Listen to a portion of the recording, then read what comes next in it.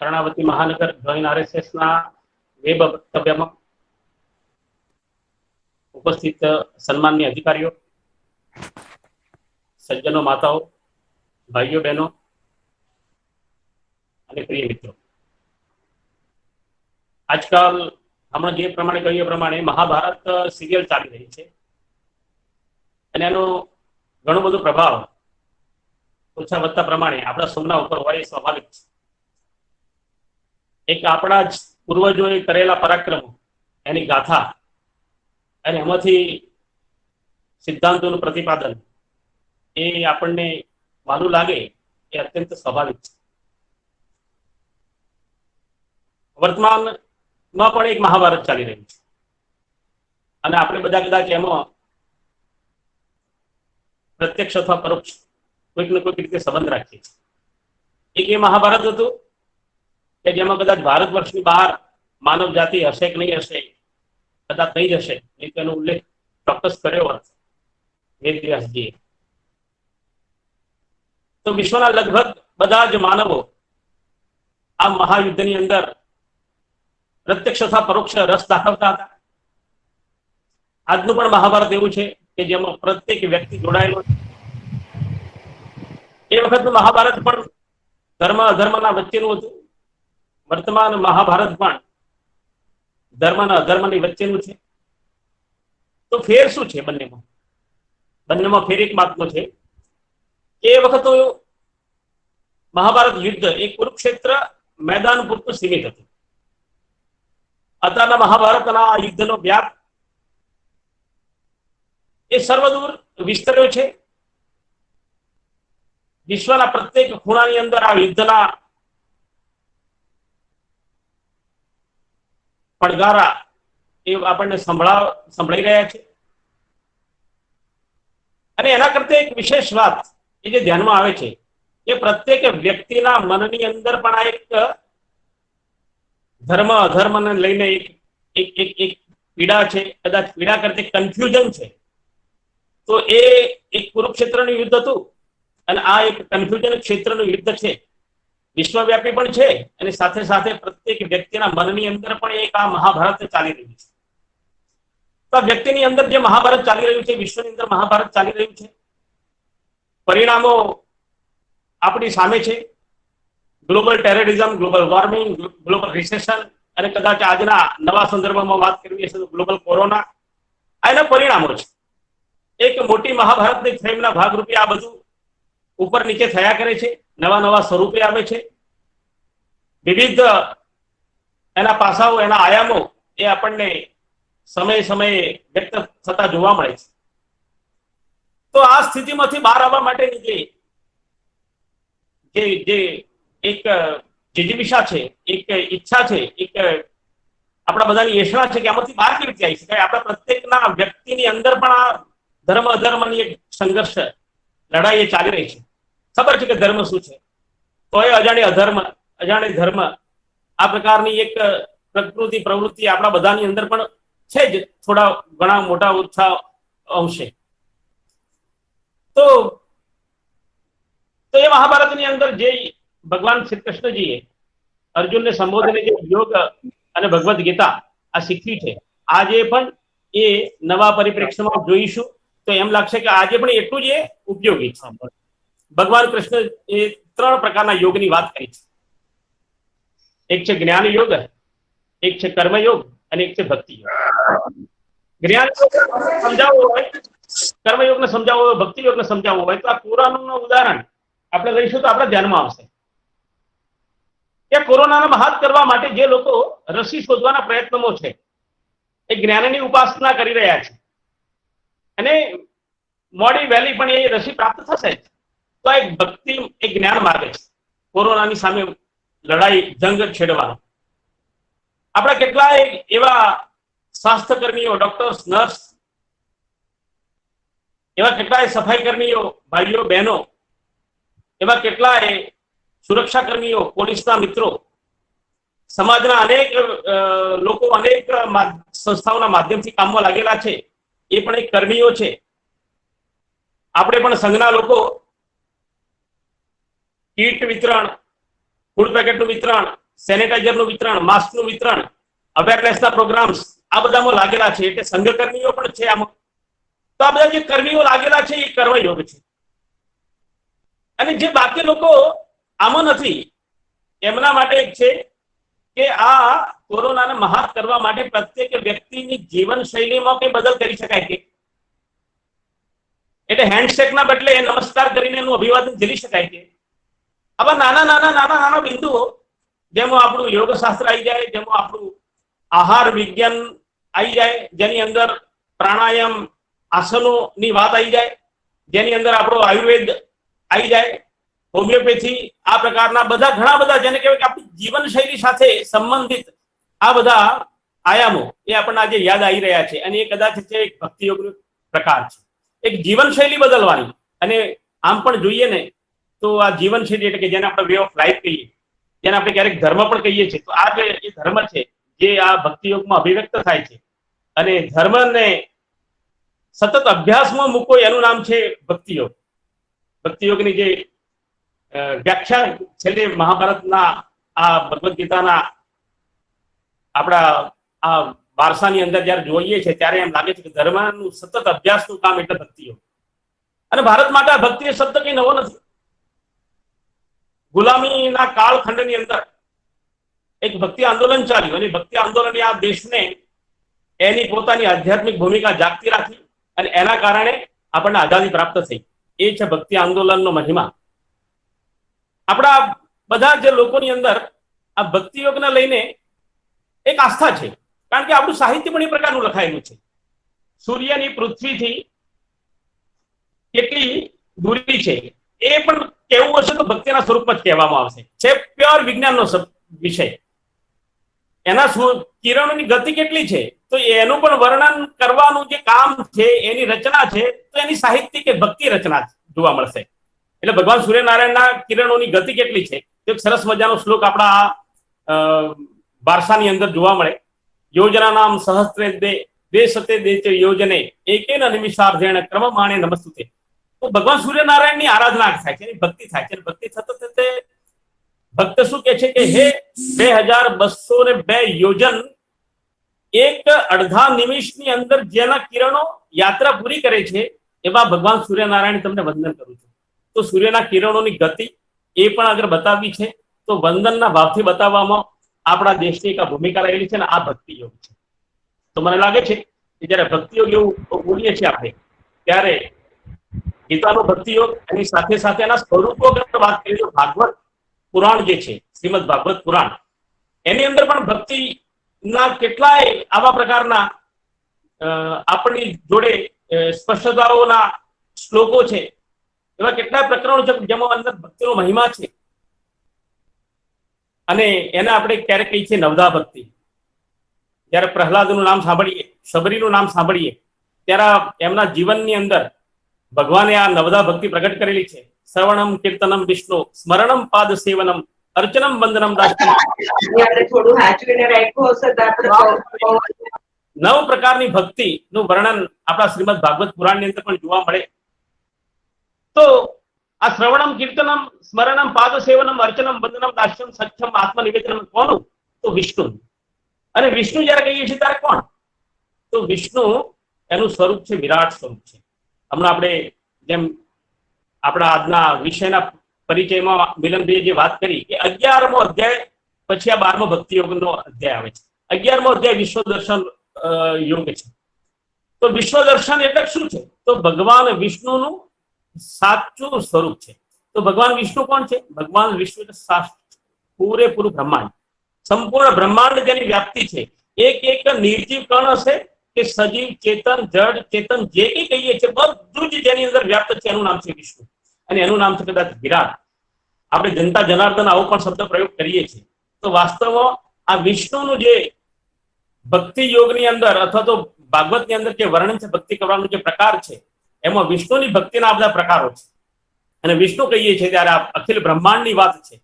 અને આપણે બધા લોકો આ અખિલ બ્રહ્માંડના નાના સિમ્બોલાઇઝ તરીકે કંઈક ને કંઈક આપણે સ્મરણ કરીએ છીએ. ભગવાનનું કૃષ્ણનું અથવા તો વિષ્ણુનું સ્વરૂપ આપણે નજરની સામે રાખીએ છીએ, પણ આરાધના કોની છે? તો આરાધના બ્રહ્માંડની છે. તો આપણી એક આ વિશેષતા રહેલી છે કે આપણે બધા સમગ્રના પૂજકો છીએ. આપણી સામે સમગ્ર એની અંદર આપણે આપણું અસ્તિત્વ જોઈએ છીએ. આપણે સમગ્રની ચેતનાથી આપણે પોતાને જોડી રાખવાનો પ્રયત્ન કરીએ છીએ અને એ જ સાચામાં જોઈએ તો આપણી એક ભક્તિનું સ્વરૂપ સાચું સ્વરૂપ છે.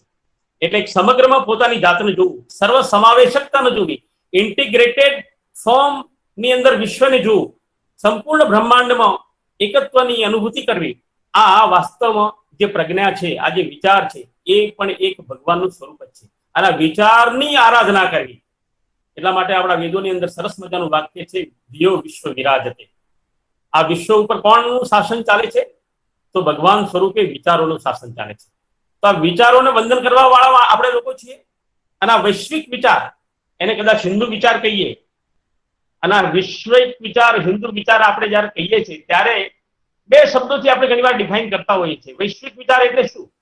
તો જેમાં બધું જ સમાવિષ્ટ છે, જેમાં કશું બાકી રહેતું નથી. એટલે આપણે કહીએ છીએ આ ઓલ્સો વાળી થિયરી છે, આ ઓલ્સો વાળું દર્શન છે.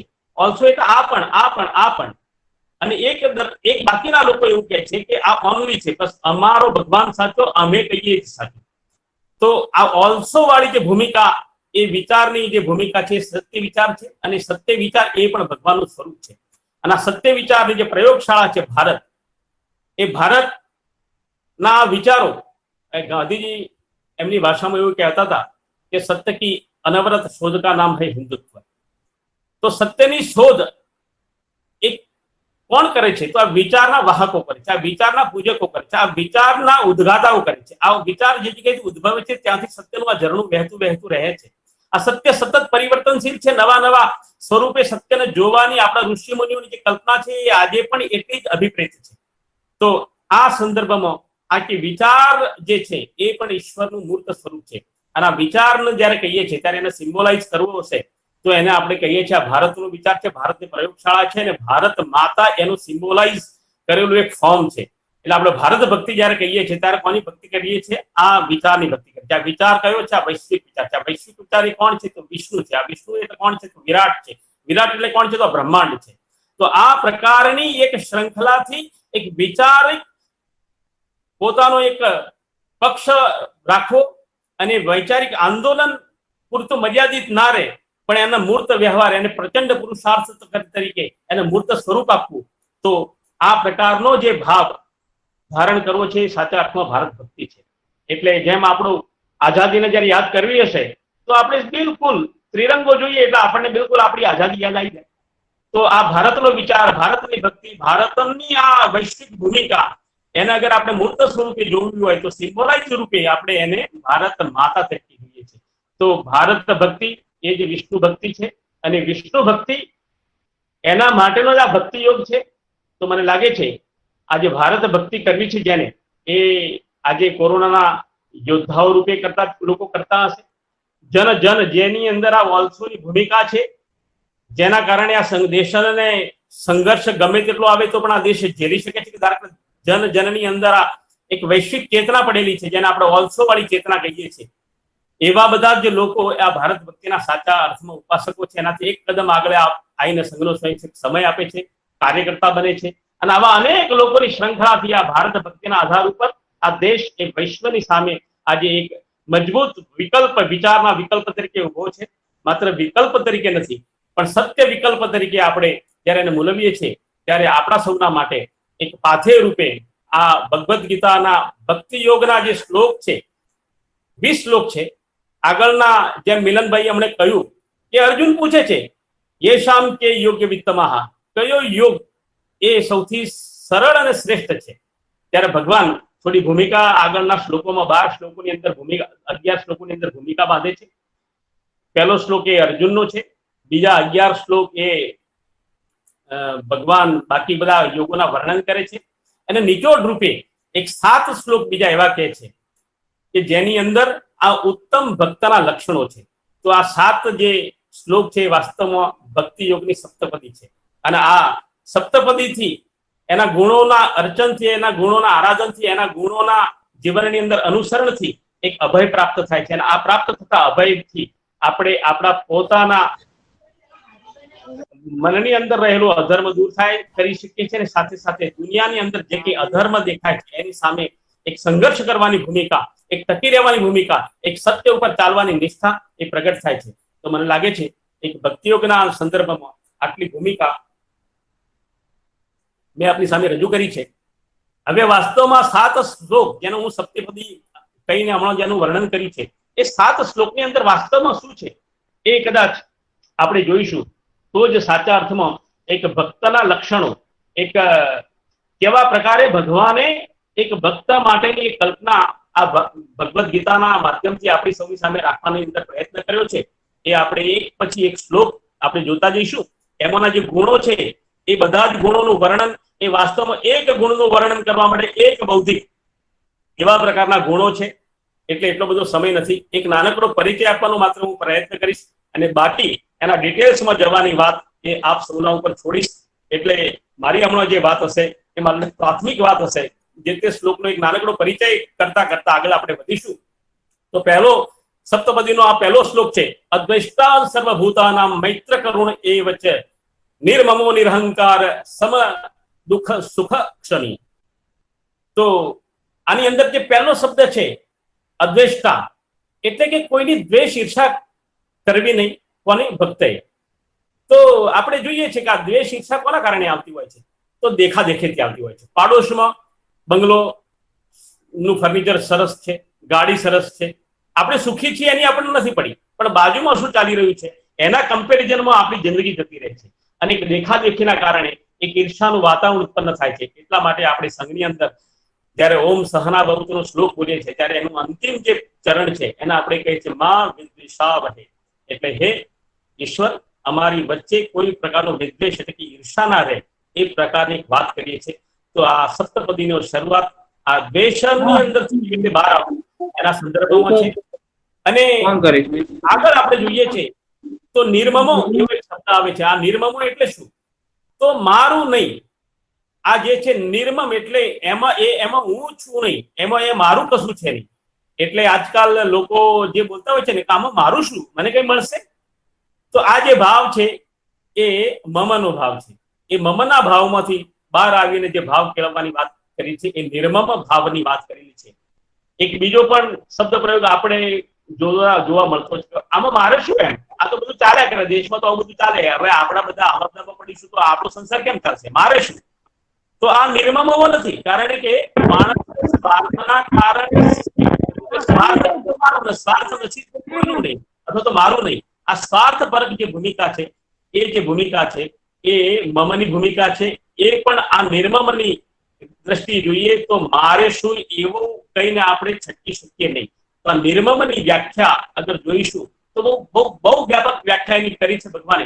અને આગળ એક શબ્દ બોલે છે નિર્મમો નિરહંકાર, કે અહંકાર ન હોવો જોઈએ. અહંકાર એટલે શું? તો અહંકાર આવતો હોય છે તો નિરહંકાર કેવી રીતે થવું? તો સેવાનો ભાવ એવો છે કે દરેક વ્યક્તિના મનની અંદર પડેલા અહંકારને ધીમે ધીમે ધીમે ઓકાળી રાખે છે. જ્યારે આપણે વ્યક્તિ છીએ ત્યારે ચોક્કસ પ્રકૃતિ પ્રમાણે ઓછા વધતો અહંકાર સૌની અંદર રહેવાનો જ પણ સેવાના ભાવથી, એટલે કદાચ આ ભક્તિ યોગનું બીજું નામ અગર આપવું હશે તો આપેલું જ છે, એનું નામ છે સેવા યોગ. તો આ ભક્તિ યોગ એટલે જેમ પેલી હમણાં નવધા ભક્તિની વાત કરીએ સેવાના જ પ્રકારો છે. એક સેવાનો જ યોગ છે.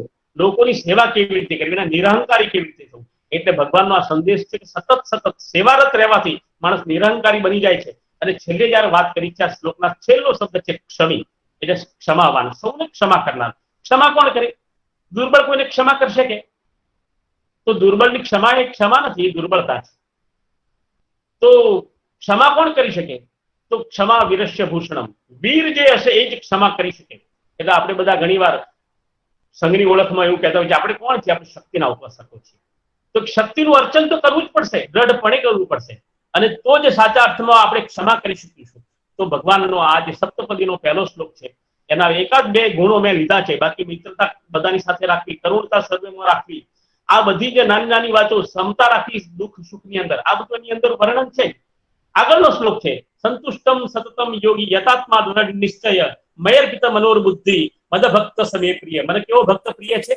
તો મયર્પિત મનોર બુદ્ધિ એટલે મારામાં જેની બુદ્ધિ એ અર્પિત થયેલી છે, એના પહેલાનો એક આગળનો શબ્દ છે દ્રઢ નિશ્ચય. દ્રઢ નિશ્ચય એટલે કેવા દ્રઢ નિશ્ચય? એટલે તો આપણે તો મહર્ષિ પાણિનીનું નામ સાંભળેલું છે, જેમની વ્યાકરણની રચના કરી. જ્યારે એમના ગુરુદેવ એમની પ્રાથમિક અવસ્થામાં જ્યારે ભણવા ગયા ત્યારના ગુરુદેવે એમને જોયું કે આને કશું આવડતું નથી, એટલે એના વર્ગની અંદર આ પાણીની એવું નામ હતું કે જેને કશું આવડે નહીં, એકદમ ઠોઠ પ્રકારનો છોકરો. એકવાર ગુરુદેવને જબરજસ્ત ગુસ્સો આવે છે અને એને કહે છે કે તું હાથ ધરી દે, આજે તો તને હું છોડીશ નહીં. અને એ વખતે આપણને ખબર હતી ગુરુદેવ શિક્ષા કરતા હતા, હાથ સામે શિષ્ય ધરતો ને એના ઉપર મારતા હતા, લાકડી મારતા હતા નાનકડી. અને જ્યારે આ પાણીની હાથ ધરીને બેઠો છે, ગુરુદેવ એના ઉપર એક પછી એક દંડનો પ્રહાર કરતા જાય છે. અને જ્યારે ગુરુદેવની નજર પડે છે કે આનો હાથ તો લાલ ચોળ થઈ ગયો છે, પણ આ લાલ ચોળ હાથની અંદર એમને દેખાય છે કે આને તો વિદ્યાની રેખા જ નથી, આને તો હું ખોટો મારી રહ્યો છું. અને ગુરુદેવના આંખની અંદર આંસુ આવે છે. આ આંસુ આવે છે ત્યારે એમ લાગે છે પાણીનીને કે કેમ આ ગુરુદેવ મને મારતા જાય છે ને, રડતા જાય છે ને, હવે તો મારવાનું પણ બંધ કરીને રડ્યા કરે છે. ત્યારે એ કહે છે કે હે શિષ્ય, આ તારા અંદર વિદ્યાની રેખા જ નથી, મેં તને ખરેખર ખોટો જ આ માર માર્યો છે, હું ખરેખર દુઃખી છું અને ભગવાન મને ક્ષમા કરે એવી પ્રાર્થના ભગવાનને કરું છું. ત્યારે પાણીની કહે છે કે વિદ્યાની રેખા ક્યાં, કઈ જગ્યાએ હોય, બતાવો તમારી વિદ્યાની રેખા ક્યાં છે? કે અહીં છે, ઉભારો ઉભારો કે એમ કરીને બહાર નીકળી જાય છે. બહાર નીકળીને આશ્રમના એના પોતાના કક્ષની અંદરથી ચપ્પુ લઈને એ જગ્યાએ વિદ્યાની રેખા બતાવી દે છે. અને પછી કહે છે કે ગુરુદેવ હવે આ મને વિદ્યા ચડી જશે.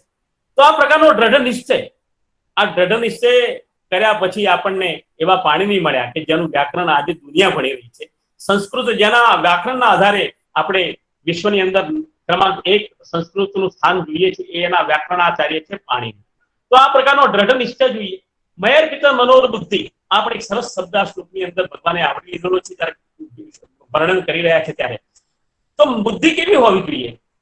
ગાંધીજી ને એક વિદેશનો પત્રકાર પૂછે છે કે ગાંધીજી હવે બહુ 2-3 મહિનામાં તો દેશ આઝાદ થઈ જવાનો છે, તો દેશને આઝાદ થયા પછીની કઈ સમસ્યાને તમે મોટી સમસ્યા તરીકે જુઓ છો? ત્યારે ગાંધીજીએ ઇન્ટુ ઇન્વર્ટેડ કોમા આપેલો જવાબ છે કે હાર્ડનેસનેસ ઓફ અવર ઇન્ટેલેક્ચ્યુઅલ્સ, બુદ્ધિશાળી લોકોની હૃદયહીનતા. તો આ બુદ્ધિશાળી લોકોની હૃદયહીનતા આવો ચિંતાનો વિષય ગાંધીજીને એ વખતે લાગેલો કે ભાઈ જયારે બુદ્ધિ હોય છે પણ જો એ અર્પિત બુદ્ધિ નથી, કોઈને સમર્પિત બુદ્ધિ નથી, ત્યારે એની એક ભયંકરતા, એક હૃદયહીનતાની અંદર એની પરિવર્તિત થવાની પ્રક્રિયા એ ગાંધીજીએ જોયેલી અને ગાંધીજીએ મૂકેલી છે. અને ત્યારે ભગવાન એ વખતે મહાભારતના આ ભગવદ્ ગીતાના આ શ્લોકની અંદર એવું કહે છે કે મયર પિતા મનોર બુદ્ધિ, બુદ્ધિ અર્પિત થયેલી હોય જેની, એ ભક્તે સાચો ભક્ત છે. યો મદ ભક્ત સમે પ્રિય, એ ભક્ત મને સાચા અર્થમાં પ્રિય ભક્ત છે. આગળ કહે છે ભગવાન, 3જો શ્લોક કહે છે યસ્માનનો દ્વિજતે લોકો લોકાનનો દ્વિજતે હર્ષામર્ષ ભયોર્દેગેર મુક્તો યશ મે પ્રિય. એટલે એની અંદર પહેલી જે લીટી છે કે યસ્માનનો દ્વિજતે લોકો, લોકોનો જેનો ઉદ્વેગ થાય છે, ઉદ્વેગ કરે છે, અને લોકોને જે ઉદ્વેગ થાય એવું કરે છે. એવો જેનામાં થતું નથી, એટલે જે ઉદ્વેગ કરતો નથી અને જેના માટે લોકો ઉદ્વેગ કરતા પણ નથી, એટલે એનું વ્યક્તિત્વ એવું છે કે જેના માટે લોકોને ઉદ્વેગ કરવાનું મન ના થાય એવું વ્યક્તિત્વ કરવું કેવી છે? તો જેના જીવનની અંદર સાદગી હશે, જેના જીવનની અંદર પૈસા, પદ, પ્રતિષ્ઠાની લાલસા નહીં હશે, એવા લોકોના માટે શક્ય છે કે કદાચ પોતે તો કોઈની ઈચ્છા ના કરે, કોઈ ઉદ્વેગ ના કરી શકે, પણ લોકો પણ ઉદ્વેગ ના કરે આપણું, એવું જીવન કેવી રીતે પોતે બનાવવું? બહુ મોટી અઘરી વાત ભગવાને આ 3જા શ્લોકની પહેલી લીટીની અંદર કરી છે કે લોકો પણ આપણો ઉદ્વેગ ના કરે અને આપણે પણ કોઈનો ઉદ્વેગ ના કરીએ. આ બહુ મોટી એક ભૂમિકા એ ભગવાને આપણા સૌની સામે એક મૂકી છે. બહુ અઘરું છે, પણ ધીમે ધીમે જીવનમાં કેવી રીતે લાવવું એ ચર્ચા, ચિંતનનો વિષય આગળ ઉપર આપણા જીવનમાં બને. અને આગળ વાત કરે છે ભગવાન, હર્ષામર્ષ ભયોર્દેગેર મુક્તો. હર્ષ અને હર્ષ ના હોય એમાં ભય અને ઉદ્વેગ, એ બધામાંથી મુક્તિ એ પણ ભક્તનો ગુણ છે. અને આવું કોઈ ઉદાહરણ આપણે અગર જોવા જઈએ તો ઉદાહરણ મળે કે? હા, મળે ઉદાહરણ. તો જયારે ભગતસિંહની આપણે વાત સાંભળી છે, ભગતસિંહને જયારે ફાંસી નક્કી થઈ, આગલા દિવસે જયારે એના જે જેલર હોય છે લેવા જાય છે એને ભગતસિંહ, એ ઉભારો થોડો સમય રોકાઈ જાઓ. અરે કે શું કરે છે તું, રોકાઈ જાવ? એટલે બસ કે આ જે છેલ્લું ચેપ્ટર છે ને વાંચી રહ્યો છું એમ. તો જેને મૃત્યુ નજીક આવ્યું છે એ વ્યક્તિ વાંચતો હોય છે, જેને કોઈ ભય નથી, કોઈ ઉદ્વેગ નથી, કોઈ હર્ષ નથી, કોઈ દુઃખ નથી, એવી સ્થિતિ એ ભક્તની સ્થિતિ હોય છે. અને ભારત માતાનો સાચો ભક્ત આ આપણે જયારે વર્ણન કરીએ છીએ ત્યારે ભગતસિંહ જેવા ઉદાહરણો એ આપણને પ્રેરણા પૂરી પાડે છે. અને એ આ ભક્તનું લક્ષણ છે. ભારત માતાની ભક્તિ જયારે કરવા નીકળ્યા છે ત્યારે અનેક દેશભક્તો આ શૃંખલાની અંદર આપણને જોવા મળે છે. એકે એકનું વર્ણન જયારે કરવા બેસી ત્યારે એક એકથી ચડ્યા આવા ઉદાહરણો આપણી સામે છે. ચોથું જે વાત છે, અનપેક્ષ સુચિર દક્ષ ઉદાસીનો ગતવ્યથ સર્વારંભ પરિત્યાગી યો મદ ભક્ત સમે પ્રિય. આની અંદર બહુ પહેલો જે શબ્દ છે એ છે અનપેક્ષ. અનપેક્ષ જેને કોઈ અપેક્ષા નથી. અનપેક્ષ માટે આપણે જોઈએ છીએ કે જેને જેને બસ કામ કર્યા કરે છે, જેને કોઈ અપેક્ષા નથી, જીવન જીવે છે પણ અપેક્ષા નથી, અપેક્ષા રહિત છે. ભગવાને જે કંઈ નિર્મિત કરેલું છે થશે, હા પ્રયત્નો બધા કરીશ પણ અપેક્ષા રાખીશ નહીં. તો આ પ્રકારનું ઉદાહરણ એ આપણા ભારત વર્ષના ઋષિ મુનિઓના જીવનની અંદર આપણે સાંપડે છે. જ્યારે આપણે વિચાર કરીએ છીએ કે આવા કોઈ ઉદાહરણો હોય, હા ઉદાહરણો નેગેટિવ ઉદાહરણથી પોઝિટિવ વાત સમજાવવાનો પણ ક્યારેક પ્રયત્ન કરવો પડતો હોય છે. એક એવું ઉદાહરણ આપીશ કે એકવાર એક વ્યક્તિને લોટરી લાગે છે. લોટરી લાગે છે એટલે કેટલા લોટરી લાગે છે? 5 કરોડની લોટરી લાગે છે. એનું જીવન કેવું હોય છે? જીવન તો રોજનું ખાવાનું, રોજનું વાપરવાનું, રોજનું રળવાનું, રોજનું વાપરી દેવાનું, એવું એનું જીવન હોય છે. તો એના પત્નીને કહે છે કે આપણે લોટરી લાગી છે આજે. એની પત્નીને ખબર પડે છે કે આને આપણે લોટરી લાગી છે. એ ભાઈને પહેલા ખબર પડતી નથી. તો આ પત્નીને વિચાર આવે છે કે આ અમારા ઘરવાળા એકદમ આ 5 કરોડની વાત સાંભળે છે તો એમનું તો કદાચ બહુ બહુ બહુ ઓછા હૃદયના માણસ છે અને કદાચ આંચકો લાગી જાય તો. એટલે એના ભાઈબંધને કહે છે કે આનું કંઈક કરો ને તમે. એકદમ આપણે 5 કરોડની લોટરી લાગી છે એવું કહીશું તો એનું કદાચ હાડ બેસી જાય, કંઈક આવું ના થવાનું થઈને ઉભું રહે. અને બન્યું પણ એવું હશે ને એમના મનમાં ધ્યાન પણ આવ્યું છે ક્યારેક ભૂતકાળમાં એમને એમના સંસ્મરણોમાં આવું કોઈ ઉદાહરણ પણ હશે.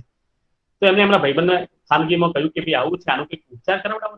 એટલે એક સાયકેટ્રિક જોડે લઈ જાય છે અને સાયકેટ્રિકને પહેલાથી વાત કરી રાખી છે કે આવું એક બનેલું છે. એટલે સાયકેટ્રિકને કે હા લઈને આવજો, કઈ વાંધો નહીં તમારા ભાઈબંધને, આપણે એમને ટ્રીટમેન્ટ સરસ આપીશું.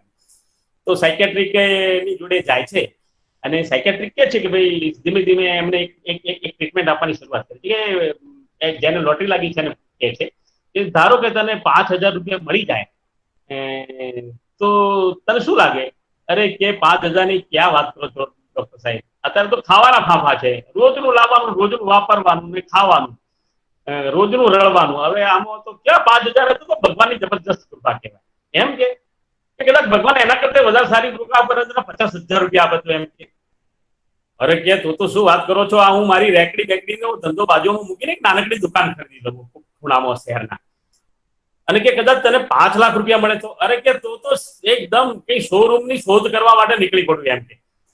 અને કે કદાચ તને 50 લાખ રૂપિયા મળે તો? અરે તો પછી શોરૂમની ક્યાં વાત કરું, આની ઇન્ડસ્ટ્રી જ શરૂ કરી દઉં એમ. અને કે કદાચ તને 5 કરોડ રૂપિયા મળી જાય તો આ સામે ઉભેલો જેને લોટરી લાગી છે કહે છે કે ડોક્ટર તો કે અડધા તમારા એમ. આવું સાંભળતાની સાથે ડોક્ટરને ખરેખર હાર્ટ બેસી જાય છે અને એને એમ એકદમ આંચકો લાગે છે, હે 2.5 કરોડ રૂપિયા મને મળી જાય. તો અપેક્ષા ક્યારેક જાગૃત થઈ જાય છે ત્યારે આવું થાય છે. જે ટ્રીટમેન્ટ કરવા વાળાના મનની અંદર પણ અપેક્ષા એમ લાગે છે કે હા મને પણ મળી ગયા. આ અપેક્ષા જયારે લાગે છે મારી જોડે પૈસો આવી રહ્યો છે ત્યારે એને પણ આવી તકલીફ થતી જ હોય છે. તો આ અનપેક્ષ રહેવું આ બહુ મોટી એક સિદ્ધિની વાત છે જે ભગવાને આપણી સૌની સામે કરી છે. આગળ જે વાત છે એક શબ્દ છે અનપેક્ષ સુચિર દક્ષ. દક્ષ રહેવું એટલે શું રહેવું? તો સતત જાગ્રત રહેવું, સદૈવ જાગ્રત. આપણે સંઘની અંદર સંઘ દક્ષ આ રમે આ આજ્ઞા બોલતા હોય છે, સદૈવ બોલતા હોય છે. પણ આમ દક્ષ રહેવું, સતત દક્ષ રહેવું. તો આ દક્ષ રહેવું એટલે એની અંદર કેવા પ્રકારની માનસિકતા છે? ઘણી વાર આપણે એક સુંદર ઉદાહરણ સાંભળતા હોઈએ છીએ અને મને પણ ગમતું હોય છે અને સતત કહેતો હોઉં છું. સારું ઉદાહરણ છે. ટોપી વાળો જંગલના માર્ગે ટોપી વેચવા જાય છે અને ઝાડ નીચે આરામ ફરમાવે છે અને ઊંઘ આવે છે, નીંદર આવે છે. ત્યારે પેલા વાંદરાઓ બધા જોવે છે કે આને સરસ મજાની ટોપી પડી છે, આના થેલાઓ પણ બધી ઘણી બધી ટોપીઓ પડી છે, ચલો આપણે પણ ટોપીઓ પહેરીએ.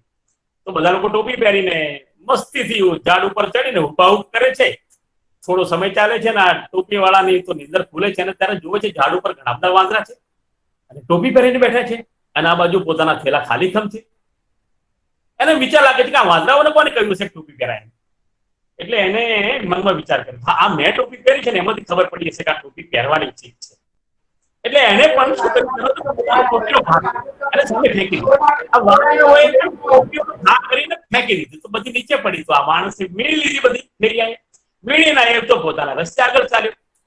ઘરે ગયો અને પછી સત શાંતિથી એના નાના દીકરાને પૂછ્યું કેમ આજે તમે જરા મસ્ત લાગો છો? અરે કે મસ્ત શું, આજે વાંદરાઓ આવું ખેલ મારી જોડે કરી ગયા અને પછી ભગવાને મને બુદ્ધિ આપી, તમે આવું કર્યું. આ નાના બાળકે એના પણ આ વાત સાંભળી. આ બાળક પણ આગળ જતે આ જ પ્રકારનો ફેરિયો બન્યો અને એ પણ આવા જંગલા માર્ગે ચાલ્યો. જંગલા માર્ગે ચાલતે ચાલતે થાક લાગી, એ પણ ઝાડ નીચે આરામ ફરમાવા બેઠો અને નિંદર એની પણ લાગી ગઈ. એવું જ આ વાંદરાનું ટોળું એ જ સમયે આ જંગલની અંદર ઝાડની આજુબાજુમાં આ ફેરિયાને જે ટોપી પહેરેલો જોયો એટલે એમને લાગ્યું કે આ બધી ટોપીઓ આપણે પણ પહેરીએ. એમણે પણ પહેરી, બિલકુલ પુનરાવર્તન થયું ઘટનાનું.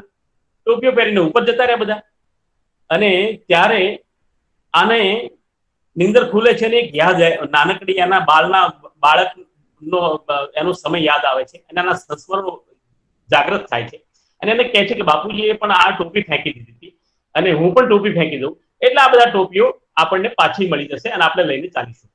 અને આ જયારે ટોપી ફેંકે છે ત્યારે એનો જે કેપ્ટન વાંદરો છે તરત ઉતરે છે નીચે અને આ ટોપી લઈને ઉપર ચડી જાય છે અને કહે છે કે એલા તને તારા બાપાએ શીખવાડ્યું છે તો અમને અમારા બાપાએ નહીં શીખવાડ્યું હશે કે એમ કે. તો આ પ્રકારે દક્ષ રહેવું કાયમ. પરિસ્થિતિ બદલાતી જાય છે, લોકો પણ સચેત થતા જાય છે. આના માટેની માનસિકતા રાખવી એનું નામ છે સતત દક્ષ. એટલે આપણે કઈ કોપી મારવા જઈશું તો નહીં આગળ વધીશું. સતત ઇનોવેશન, સતત દક્ષ રહેવું પડશે, સતત જાગૃત રહેવું પડશે, સતત તર્કશીલ રહેવું પડશે.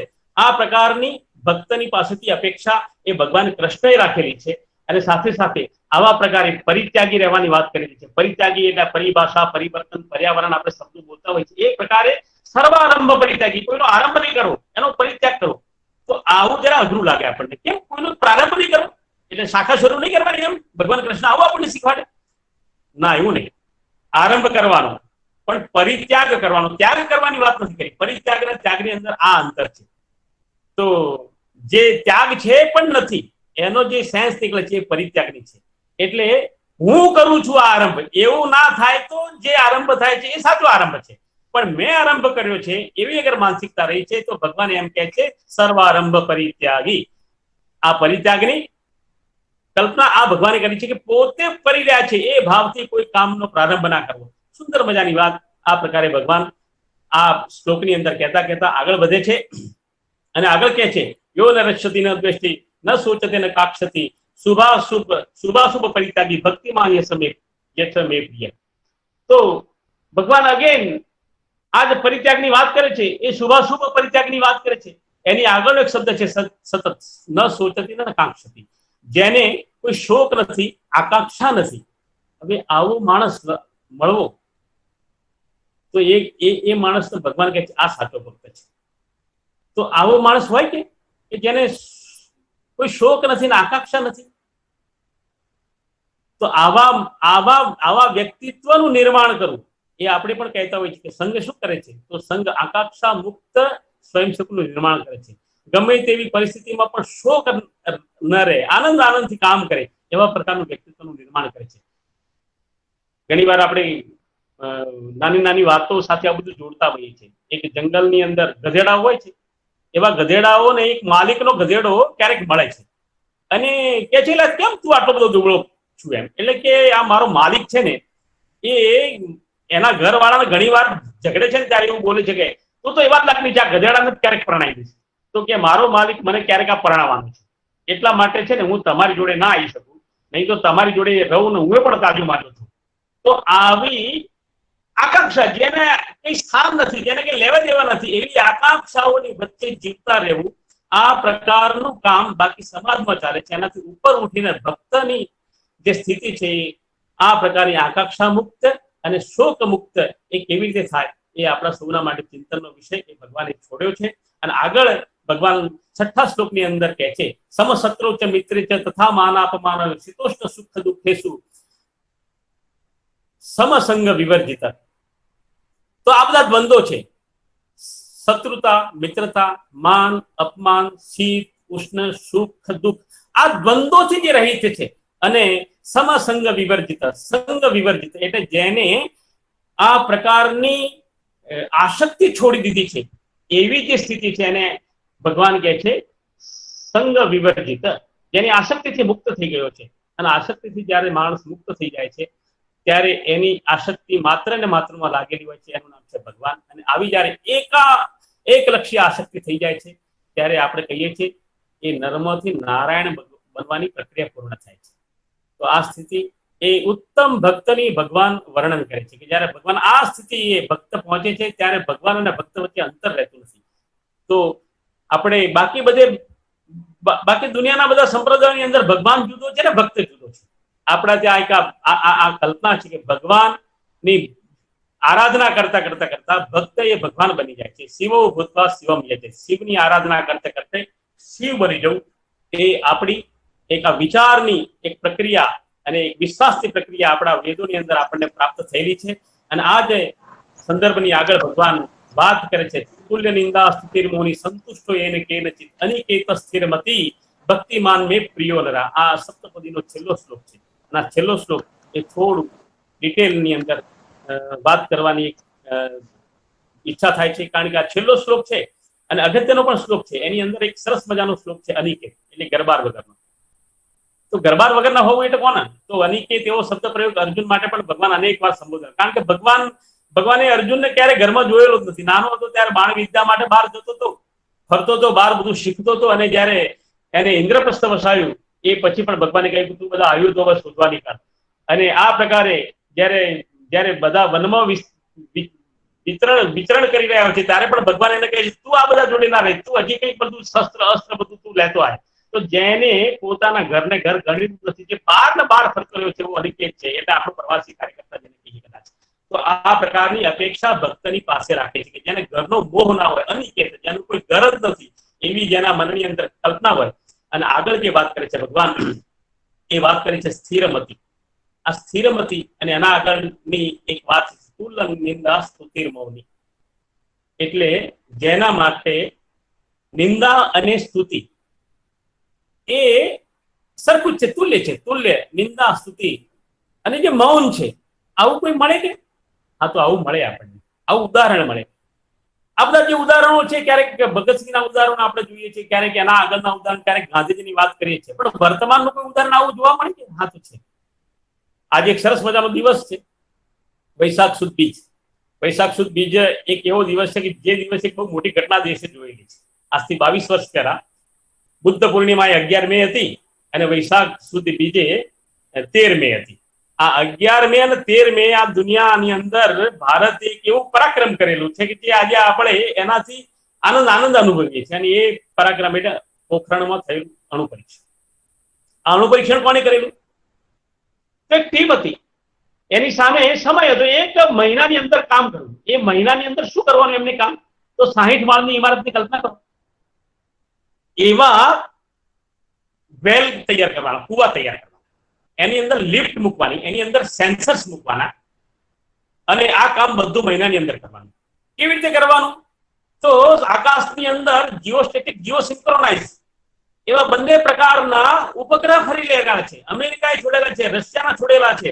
એવા બધા ઉપગ્રહો સતત પોખરણની અંદર શું થઈ રહ્યું છે એ તરત જ જોવી અને એના દેશને જાણ કરે છે. પોખરણની અંદર કંઈક થવાનું છે, કારણ કે એ પહેલાનું પરીક્ષણ ભારતનું પોખરણમાં થયેલું. ત્યારથી આ લોકોએ ભારત ફરીથી ક્યારે અણુ પરીક્ષણ કરે કદાચ તો આપણા તરત જ ધ્યાનમાં આવે એના માટે પોખરણ જ કેન્દ્રમાં રાખીને જીઓસ્ટેટિક, જીઓસિન્ક્રોનાઇઝ જેવા પ્રકારના 5 સેટેલાઇટ્સ ફરતા રાખેલા. એક ટ્રાઇસિકલ પણ પોખરણમાંથી પસાર થાય તો એ લોકોને ખબર પડી જાય કે પોખરણની અંદર કંઈક ચાલી રહ્યું છે. એક મહિનાની અંદર આવું કામ કરવાનું.